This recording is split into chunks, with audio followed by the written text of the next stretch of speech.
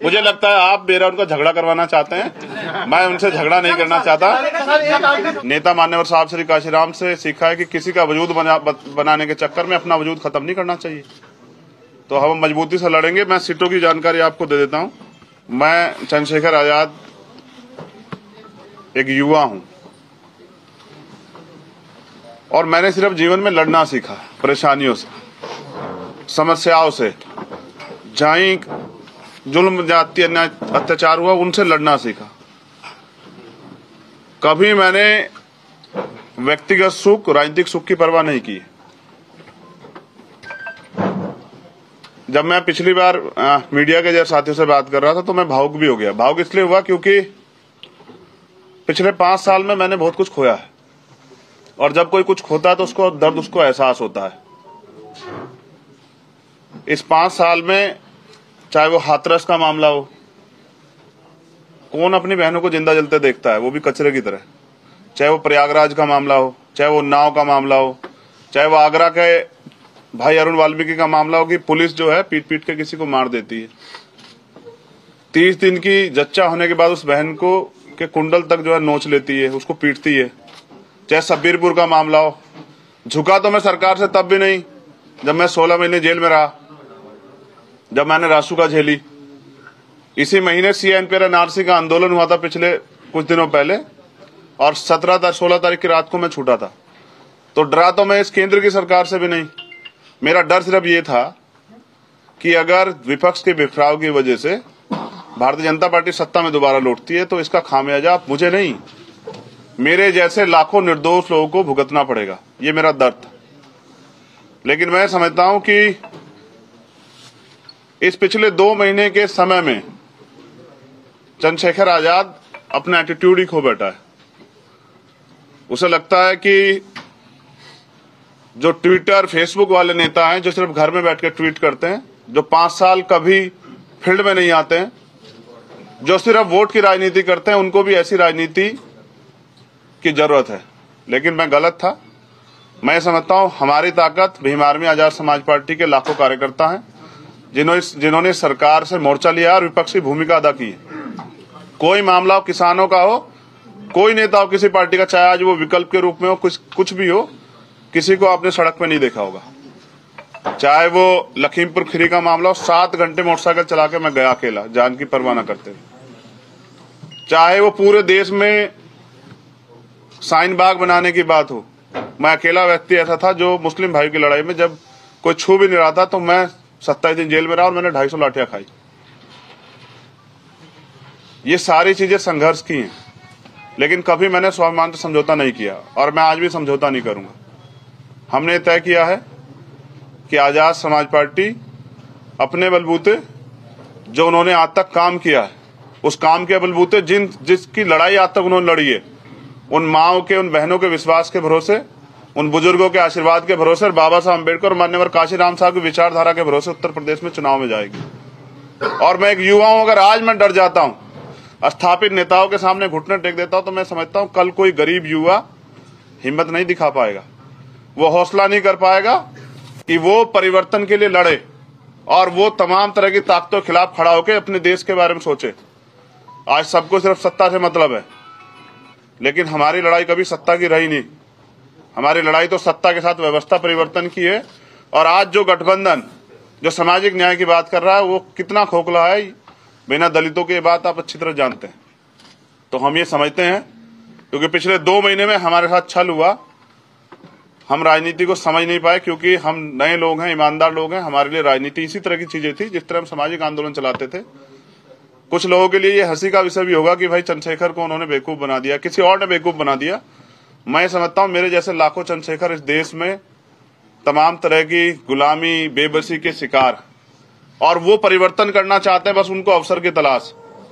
तो आज मैं आप सबके माध्यम से उत्तर प्रदेश की महान जनता से और बहुजन समाज की माताओं, बहनों, बुजुर्गों और नौजवान साथियों से कहता हूं कि हम युवा हैं, बदलाव कर सकते हैं, लेकिन स्वाभिमान सम्मान समझौता नहीं करेंगे। एक लिस्ट जो है, क्योंकि इस तमाम तरह के छल में तैयारी करने का कम मौका मिला, मैं एक लिस्ट जो है जिनको प्रत्याशियों को हम लड़ाएंगे उनकी लिस्ट आपके सामने जारी कर रहा हूं। उसके बाद चरणबद्ध जो है हम अपने कार्यकर्ताओं को साथियों के साथ लेके लिस्टेड बना के जो है अपने चुनाव में उतरेंगे। और मैं वादा कर रहा हूं आप लोगों से, ये वादा मेरा पूरे बहुजन समाज से है कि हम अपनी मेहनत से विकल्प बनेंगे और हम किसी के सहारे नहीं रहेंगे। हम सहारे रहेंगे अपनी मेहनत के, और ना ही हम किसी स्थापित दल परिवारवाद की राजनीति वालों के आगे झुकेंगे। ना हमने कभी झुकना सीखा, ना हम झुकेंगे। और मैंने इस बार भी मंत्री पद और विधायक के पद को ठोकर मारी है, क्योंकि मेरे लिए दलितों का स्वाभिमान सम्मान, जिन्होंने मुझे इतना बड़ा बनाया, उनकी उसकी रक्षा करना बहुत जरूरी है। अब जो आगे होगा, जैसे आप महाकाव्य में जानते हैं ना कि जब युद्ध होता है तो भाई भी भाई के सामने खड़ा हो जाता है। भाईचारा अपनी जगह है और राजनीतिक हिस्सेदारी अपनी जगह है। मैंने अपने नेता मान्यवर साहब श्री काशीराम से सीखा है कि किसी का वजूद बनाने के चक्कर में अपना वजूद खत्म नहीं करना चाहिए। तो हम मजबूती से लड़ेंगे। मैं सीटों की जानकारी आपको दे देता हूं। मेरे गृह जनपद से नकुड़, रामपुर मनिहारन, देवबंद, सहारनपुर देहात, गंगो, चरथावल, पुरकाजी, मुजफ्फरनगर शहर, धामपुर, नहटोर, हापुड़, नूरपुर, आगरा साउथ, नोएडा, चंदौसी, कुंदरकी, आलापुर, जखनिया, सिरातू, मलियाबाद, पलिया, मुबारकपुर, मोहम्मदाबाद, हरगांव, हस्तिनापुर, जलेसर,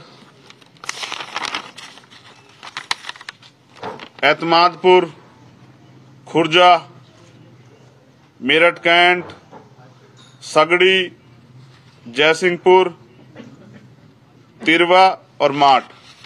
ये विधानसभा कितनी सीटें? टोटल सीटें हैं 33 या 34।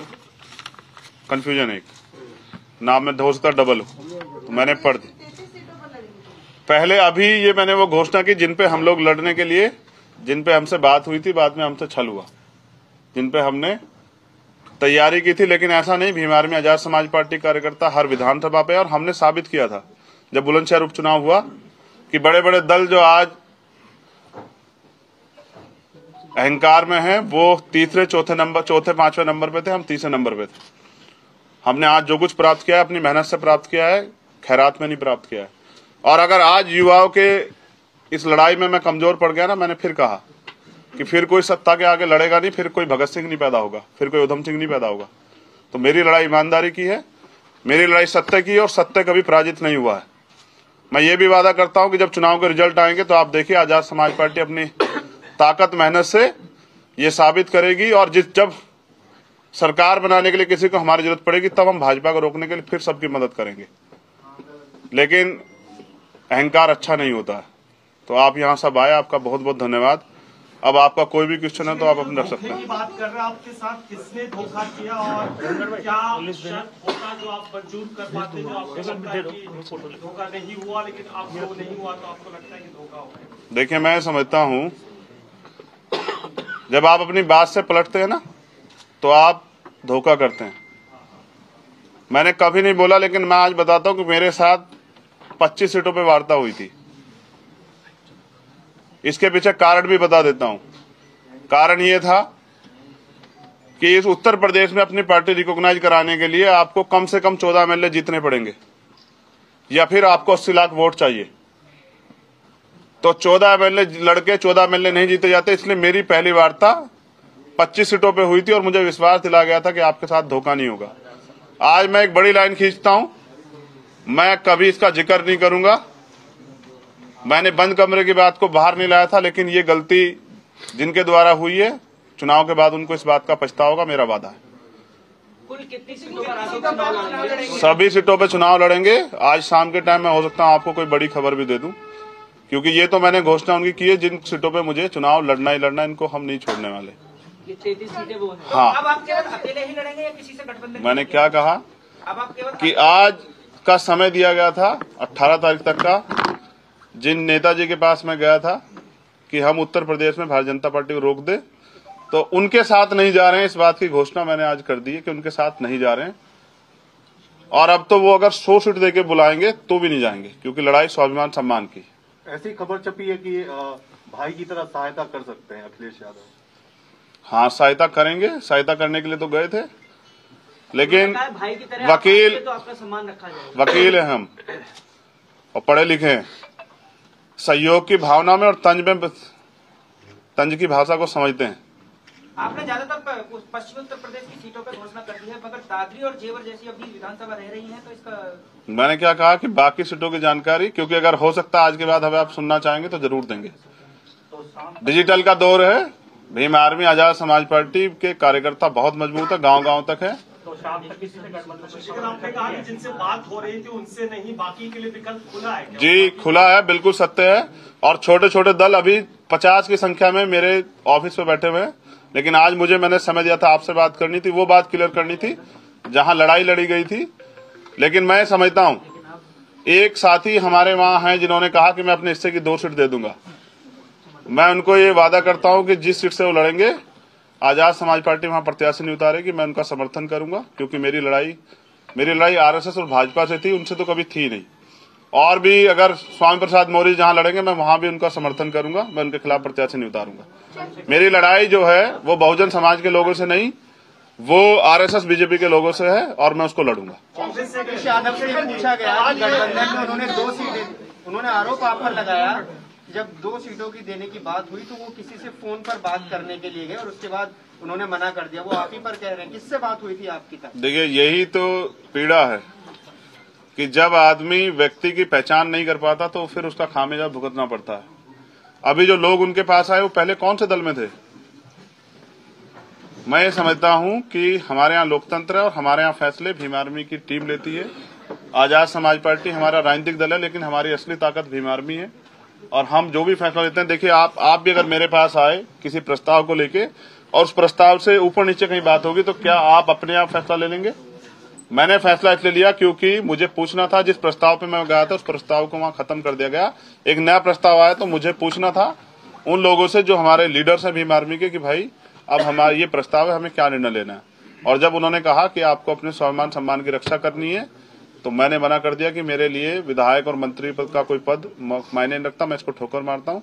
अब हम लड़ाई अपने बलबूते लड़ेंगे। धन्यवाद। और मैंने समय दिया था।